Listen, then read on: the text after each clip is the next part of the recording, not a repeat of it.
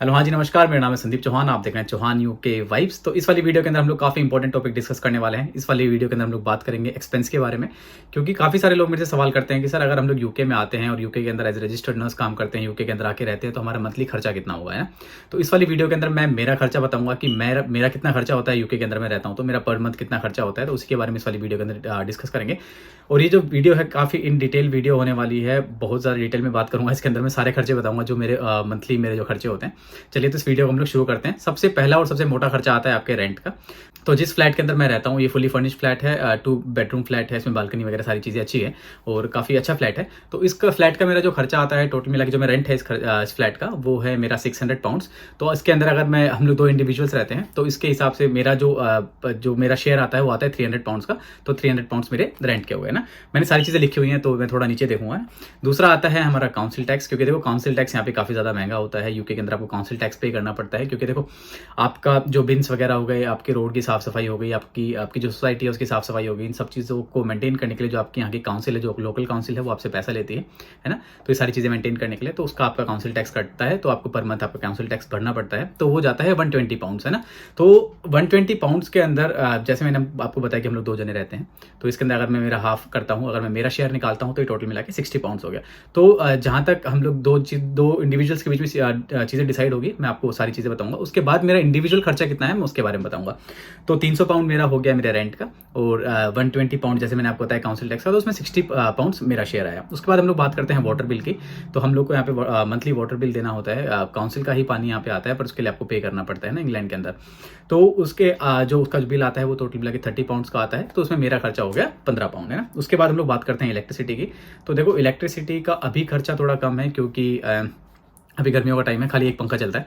और बाकी जब सर्दियाँ होती हैं, यहाँ पे आप सभी को पता है यहाँ पे जो मौसम है वो काफ़ी ज़्यादा ठंडा होता है, तो उसके चलते यहाँ पे हर रूम में हीटर चलते हैं।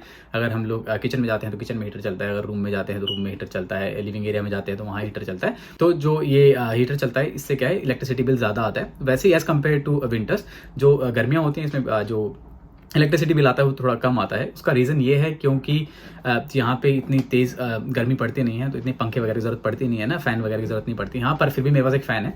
तो अगर हम लोग टोटल ओवरऑल अगर ईयरली अगर हम लोग लेके चलते हैं, कभी ज़्यादा कभी कम भी आता है, तो मंथली अगर हम लोग लेके चले तो 100 पाउंड्स का बिल आता है। देखो, जो इन्फ्लेशन हुआ है, जैसे कि आप सभी को पता है यहाँ पे महंगाई वगैरह बढ़ी है, तो देखो इसका फ़र्क तो पड़ा है ना।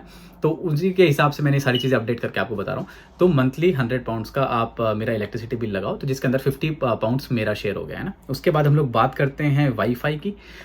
जो हमारा वाईफाई है उसके लिए हम लोग क्या पे करते हैं, तो वाईफाई हमारा अनलिमिटेड है। इसके अंदर कॉल्स वगैरह भी हैं, काफ़ी सारी चीज़ें हैं, पर मैंने लैंडलाइन नहीं लेके रखा हुआ है, तो मैं खाली वाईफाई यूज़ करता हूँ और काफ़ी अच्छा है। आप सभी को पता है मैं यूट्यूब पे चैनल है मेरा, तो इसके अंदर मैं मेरी वीडियोज़ वगैरह भी अपलोड करता हूँ। तो काफ़ी सारी चीज़ें होती हैं और काफ़ी सारे डिवाइसेस भी चलते हैं हमारे वाले इस फ्लैट के अंदर। हमारा सब टैब भी है, लैपटॉप भी है, फ़ोन भी हैं हमारे पास। सबका अपने इंडिविजुअल लैपटॉप है, सबका इंडिविजुअल टैब है।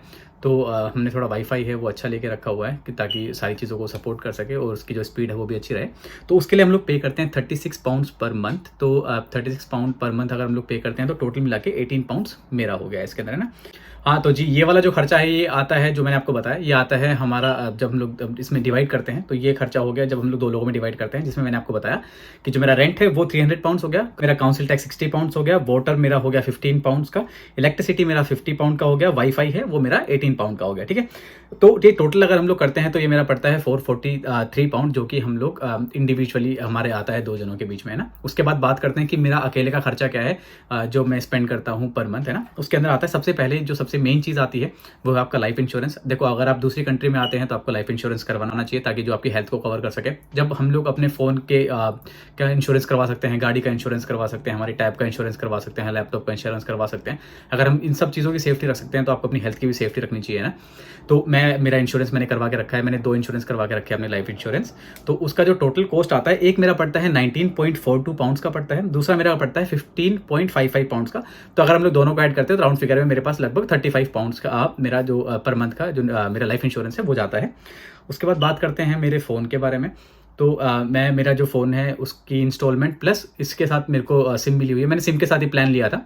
तो इसके अंदर जो मेरा सिम का प्लान है उसके अंदर अनलिमिटेड कॉल्स हैं, अनलिमिटेड डेटा है, ये सारी चीज़ें हैं। तो ये टोटल मिला के मेरा जो फ़ोन है वो iPhone 14 प्रो है।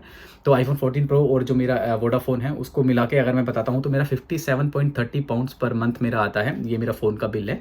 उसके बाद बात करते हैं ट्रांसपोर्ट की। जैसे कि आप सभी लोगों को पता है कि मैं मेरे हॉस्पिटल के काफ़ी पास में रहता हूँ और हद मार के 15 मिनट्स की वॉक है यहाँ से जहाँ पे मैं रहता हूँ मेरे हॉस्पिटल की।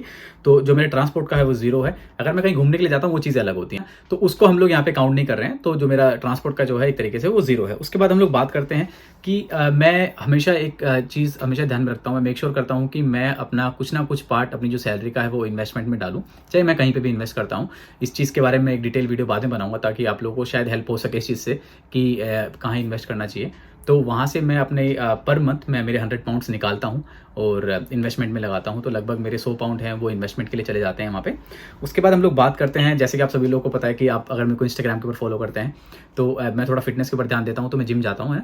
तो जब मैं जिम जाता हूँ तो मेरी जिम की जो फीस है 24/7 मेरी जिम खुली होती है। जेट्स जिम अगर आप लोग जाके चेक करते हैं इंटरनेट के ऊपर, जेट्स इंग्लैंड के, यूके के, तो आपको पता चलेगा। तो मैं जो मेरी जिम है उसके अंदर जो मैं पे करता हूँ वो करता हूँ 25 पाउंड्स पर मंथ, जो कि वैसे तो 28 या 29 पाउंड्स पर मंथ है, पर मैं NHS का एम्प्लॉय हूँ तो उसका मेरे को डिस्काउंट मिलता है, तो पर मंथ मेरे को 25 पाउंड्स पड़ती है ना। उसके बाद बात करते हैं, अगर आप जिम जाते हो तो आपको सभी को पता है आपको सप्लीमेंट्स वगैरह की ज़रूरत पड़ती है, इन सब चीज़ों की ज़रूरत पड़ती है। तो मैं जो सप्लीमेंट यूज़ करता हूँ, मैं यूज़ करता हूँ प्रोटीन, मैं वे प्रोटीन यूज़ करता हूँ आइसोलेट। तो लगभग मेरे को 100 पाउंड का मेरा प्रोटीन पड़ जाता है। ये सारी चीज़ें मेरी इंडिविजुअल खर्चा है। मैं आपको इसलिए बता रहा हूँ कि आपने मेरे से पूछा था कि आपका इंडिविजुअल खर्चा कितना आता है। बाकी ये सारी चीज़ें देखो, आपका अगर आप इन्वेस्टमेंट नहीं करना चाहते हो तो आपका ये खर्चा नहीं लगेगा। अगर आपको लाइफ इंश्योरेंस नहीं करवाना है तो आपका ये खर्चा नहीं लगेगा। अगर आपको फ़ोन का जो प्लान है वो अगर कम का लेना है तो वो भी आपका खर्चा नहीं लगेगा। अगर आप जिम नहीं जाते हो तो आपका वो खर्चा भी नहीं लगेगा। अगर आप प्रोटीन वगैरह नहीं खाते हो तो आपका वो खर्चा भी नहीं लगेगा। तो ये मेरा खर्चा है ना, जो मैं आपको बता रहा हूँ। उसके बाद बात करते हैं कि जो मेरी डाइट है, जो मेरा खाना है वो मैं अलग रखता हूँ। बाकी जो मेरे साथ इंडिविजुअल रहते हैं उनसे मैं एकदम अलग रखता हूँ, क्योंकि मेरे को मेरा खाना बनाना खुद पसंद है और मुझे ये पता होना चाहिए कि मैं क्या खा रहा हूँ, क्या इंटेक जा रहा है, क्या प्रोटीन इंटेक जा रहा है, क्या कार्ब जा रहा है, क्या फैट जा रहा है और क्या मैक्रोज क्या माइक्रोज जा रहे हैं। ये सारी चीज़ें मैं मॉनिटर करता हूँ और पूरी कैलोरीज वगैरह मॉनिटर करता हूँ। इसलिए मैं मेरा जो खाना है मैं खुद खरीदता हूँ जाके और खुद बनाता हूँ ताकि मुझे इंटेक के बारे में पता हो। तो नाना करते मेरा जो खाना है 150 से 200 पाउंड पर मंथ पड़ जाता है। थोड़ा एक्सपेंसिव पड़ता है, आपको इन चीज़ों के बारे में पता हो जो भी लोग जिम जाते हैं। तो लगभग 100 पाउंड का मेरा प्रोटीन हो जाता है और 150 से 200 पाउंड का ये मेरा खाने का हो जाता है। तो लगभग आप लगा लो तो 250 से 300 पाउंड पर मंथ, मतलब अगर इंडियन करेंसी में हम लोग बात करते हैं तो मेरा खाना कम से कम 25 से 30 हज़ार रुपये का हो जाता है पर मंथ, है ना। उसके बाद हम लोग बात करते हैं इन सब चीज़ों के बारे में, मैंने आपको बताया। बाकी देखो ये खर्चा आप लोगों का नहीं होगा, ये खर्चा मेरा है ना, ये अलग चीज़ है। दूसरी चीज़ आती है सबसे मेन चीज़ कि जो मैं पे करता हूँ वो है मेरा RCN अपनी जो रॉयल नर्सिंग कॉलेज है वहाँ पे एक इनकी यूनियन है, उसका एक मेंबर हूँ मैं, यूनियन मेंबर। तो अगर आप अगर यूके के अंदर एज रजिस्टर्ड नर्स काम करते हैं तो आपको इसका मेंबर बनना चाहिए। इसका फ़ायदा ये होगा कि बाई चांस कभी आपसे कुछ गलती हो जाती है, काफ़ी मेडिसिन एरर ऐसे हो जाते हैं जहाँ पे जो पेशेंट है आपके ऊपर ऑब्लिगेशन लगाते हैं। बाई चांस अगर पेशेंट के साथ आपने सही से व्यवहार किया पर पेशेंट ने बोल दिया कि जो नर्स थी उन्होंने मेरे को क्या बोलते हैं सही तरीके से टच नहीं किया या फिर रेसिज्म वगैरह काफ़ी सारी चीज़ें होती है ना, तो जो RCN है वो आपको कवर करता है वहाँ पे, आपके लिए आपको एक रिप्रेजेंटेटिव देता है। अगर बाई चांस अगर आपको कोर्ट में जाना पड़े अपने आप को प्रूव करने के लिए कि नहीं मेरी गलती नहीं थी, सारी चीज़ें नहीं थी, अगर बाई चांस आपको कोर्ट में जाना पड़ता है तो RCN है वो आपको पीछे से कवर करता है, आपको एक रिप्रेजेंटेटिव देता है। तो वहाँ पे आपको काफ़ी ज़्यादा हेल्प हो जाती है। तो मैं ये कहूँगा कि अगर आप यूनियन के पार्ट नहीं हैं, RCN के पार्ट नहीं हैं, तो आप यूनियन के पार्ट बने। खाली RCN ही नहीं है, बाकी यूनियंस भी हैं, अगर आप चाहें तो उसके पार्ट बन सकते हैं। मैं RCN का पार्ट हूँ तो मैं मंथली 16.40 पाउंड्स मैं पे करता हूँ, मतलब लगभग 16 से 17 पाउंड आप लगा लो एग्जाम्पल लेके ना। तो RCN का मैं इतना भरता हूँ, ये मेरा यूनियन का है। दूसरी चीज़ आती है NMC। तो जैसे कि इंडिया के अंदर ऐसा होता है कि अगर आपने अपना रजिस्ट्रेशन करवा लिया, जैसे अगर दिल्ली नर्सिंग काउंसिल का एग्जाम्पल लेके देखते हैं, अगर आप दिल्ली नर्सिंग काउंसिल से हैं और आपका जो काउंसिल है वो क्या करेगा कि आपका रजिस्ट्रेशन करता है, फिर 5 साल के बाद आपको दोबारा से रजिस्ट्रेशन करवाना होता है ना। पर यहाँ पे ऐसा नहीं है, आपको हर साल यहाँ पे पैसे भरने पड़ते हैं। आपका जो रजिस्ट्रेशन है उसको रिटेन करने के लिए आपको हर साल पैसे भरने पड़ेंगे। अब डिपेंड करता है कि आप चाहे तो इकट्ठी पे कर सकते हैं, चाहे आप क्वार्टरली पे कर सकते हैं उनको, मतलब हर चौथे महीने के अंदर। तो मैं अगर निकालूँ तो लगभग 1 साल का 120 पाउंड जाता है। अगर आप लोग मंथली बात करते हैं तो लगभग 10 पाउंड मेरा उसका जाता है ना। तो ये वो खर्चा था जो मेरा इंडिविजुअली खर्चा आता है। अगर मैं इसको टोटल करके बताता हूँ तो ये आता है 493.7 पाउंड्स। तो टोटल मिला के जो मेरा रहने का, इलेक्ट्रिसिटी, इन सब चीज़ों का जो खर्चा था वो था 443 पाउंड्स, प्लस जो मेरा इंडिविजुअल खर्चा था वो था 493.7 पाउंड्स। तो टोटल मिला के जो मेरा खर्चा आता है वो आता है 936.7 पाउंड्स आता है। ये मेरा मंथली खर्चा है। इसके अंदर मैंने सारी चीज़ें लगभग निकाल के मैंने आप लोगों को बता दी। अभी मैं वही सारी चीज़ें चेक कर रहा था मेरे फ़ोन के अंदर कि मेरा कितना खर्चा होता है और पर मंथ में कितना खर्च करता हूँ अपने ऊपर। तो ये सारी चीज़ें हैं। ये 936.7 पाउंड्स है, ये मेरा मंथली खर्चा है। तो ये मैंने आपको बता दिया। उसके बाद अगर हम लोग बात करें थोड़ा मिसलीनियस खर्चा कि अगर आप कभी बाहर चले गए या फिर जैसे आप कभी मैनचेस्टर घूमने के लिए चले गए, ये सारी चीज़ चले गए। वैसे मेरे पास टाइम थोड़ा कम रहता है, पर फिर भी अगर मैं बताऊँ तो लगभग आपका टोटल 70 पाउंड्स पर मंथ, अगर आप ज़्यादा से ज़्यादा घूमते भी हैं, खाते पीते भी हैं, तो भी 70 पाउंड आपका लग जाएगा। तो जितना मैंने बताया उसमें 70 पाउंड्स और ऐड कर लो, तो लगभग 1000 पाउंड का खर्चा आप पर मंथ का लगा लो।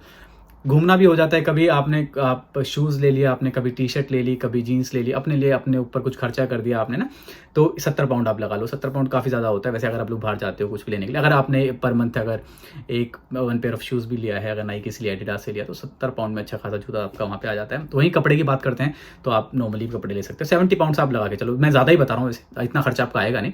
और ये 70 पाउंड्स आपके सेविंग में ही जाएंगे। जहाँ पे मैं इन्वेस्ट करता हूँ मेरा 100 पाउंड्स, आप चाहें तो 170 पाउंड कर सकते हैं। राउंड फिगर के लिए मैंने आपको बताया कि आपका 1000 पाउंड आपका मतलब मेरा खर्चा 1000 पाउंड का लगभग आ जाता है। वैसे 950 पाउंड मेरा आता है, पर मैं राउंड फिगर में बात करूँ तो 1000 पाउंड का ये खर्चा है ना, ये मेरा खर्चा है। दूसरी चीज़ है, देखो मैं आप लोगों को इस चीज़ की सलाह दूंगा कि आपको भी अपना लाइफ इंश्योरेंस करवाना चाहिए। काफ़ी सारी नर्सेज ऐसी होंगी अभी यूके के अंदर जिनका लाइफ इंश्योरेंस नहीं है, तो मैं उनको ये बोलूँगा कि देखो आप फॉरेन कंट्री में रह रहे हैं, आप अपने देश से काफ़ी दूर हैं, और काफ़ी सारे फ़ायदे भी होते हैं इन सब चीज़ों के। बाई चांस कोई क्रॉनिक इलनेस हो गई तो उसमें आपको सपोर्ट मिलता है। भगवान ना करे किसी को कुछ हो गया तो उनकी फैमिली को सपोर्ट मिलता है। ये सारी चीज़ें होती है, तो लाइफ इंश्योरेंस काफ़ी ज़्यादा ज़रूरी होता है ना। दूसरी चीज़, अपना टाइम इन्वेस्ट करें। अगर आप जिम नहीं जाते हैं तो एटलीस्ट आधा घंटा, पैसा ना देख के आधा घंटा अपने जो अपनी हेल्थ है उसके ऊपर आप लोग इन्वेस्ट करें, क्योंकि यहाँ की जो लाइफस्टाइल है बहुत ज़्यादा ख़राब है। आपकी 12 आवर्स की शिफ्ट होती है जिसके अंदर आपका जो शरीर है वो सही तरीके से काम नहीं करता है, और हेल्थ हम लोग काफ़ी रिस्क में रहते हैं, क्योंकि काफ़ी सारी नर्सेज यहाँ पे आने के बाद ओबेसिटी, प्री डायबिटिक, काफ़ी सारी चीज़ों के शिकार हो जाते हैं, हाइपरटेंशन के भी शिकार हो जाते हैं, क्योंकि 12-12 घंटे की शिफ्टें होती हैं डे में, और नाइट की तो 12 घंटे, खैर चलो इंडिया में भी होती है, पर 12 घंटे की शिफ्ट छोटी मोटी नहीं होती है। उसके बाद फिर हम लोग एक्स्ट्रा काम भी करते हैं, क्योंकि आप सभी को पता है कि हम लोग एक शिफ्ट करते हैं तो किसी को 30,000 रुपये मिलते हैं एक शिफ्ट के, किसी को 50,000 रुपये मिलते हैं।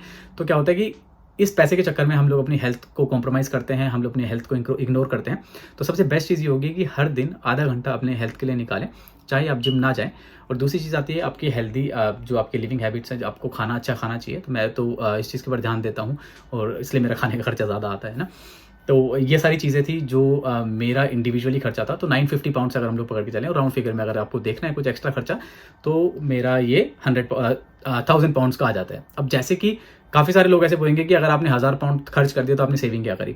अगर मैं मेरी नॉर्मल सैलरी भी बताऊँ अगर आपको, कि मेरी जो नॉर्मल सैलरी आती है जिसके अंदर मैं कोई एक्स्ट्रा शिफ्ट नहीं करता हूँ, तो लगभग मेरी 2100-2200 पाउंड मेरी नॉर्मल सैलरी आती है ना। 2100-2200 पाउंड के अंदर अगर आप लगाओ, मेरा 1000 पाउंड का खर्चा निकाल लो। अब यहाँ पे काफ़ी सारे लोगों के डाउट क्लियर हो जाएंगे। सब लोग ऐसे सोचते हैं कि देखो महंगाई भी है, पैसा नहीं बचेगा, ये बचेगा वो बचेगा। अगर 1000 पाउंड अगर आप मेरा खर्चा निकाल लेते हो तो भी मेरे पास 1100 से 1200 पाउंड पर मंथ बचते हैं, जिसके अंदर जो मैंने खर्चे बताए हैं, आप लोगों के खर्चे कम होंगे अगर आप जिम नहीं जाते हो, अगर आप अपनी जो डाइट है वो मेंटेन नहीं करते हो, अगर आपने लाइफ इंश्योरेंस नहीं करवा रखा है, अगर आपका फ़ोन का जो है वो सस्ता है, और बाकी इन्वेस्टमेंट अगर आप नहीं करते, जैसे मैंने आपको बताया कि मैं 100 पाउंड अपने इन्वेस्टमेंट में हर मंथ डालता हूँ, मेक श्योर करता हूँ कि मैं अपना 100 पाउंड डालूँ। दूसरी चीज़ें आती हैं बाकी प्रोटीन वगैरह मैंने आपको बताया, खाना वाना। तो अगर आप ये सब चीज़ें नहीं करते हो तो आपका ये खर्चा बचेगा। तो ये मेरा खर्चा था, ये मेरी लाइफस्टाइल का था, क्योंकि काफ़ी सारे लोगों ने डिमांड करी थी, इसलिए मैंने आपको ये सारी चीज़ें बताई हैं। उम्मीद करता हूँ आपको इस वाली वीडियो से काफ़ी ज़्यादा इन्फॉर्मेशन मिली होगी और आपको ये वाली वीडियो भी पसंद आई होगी।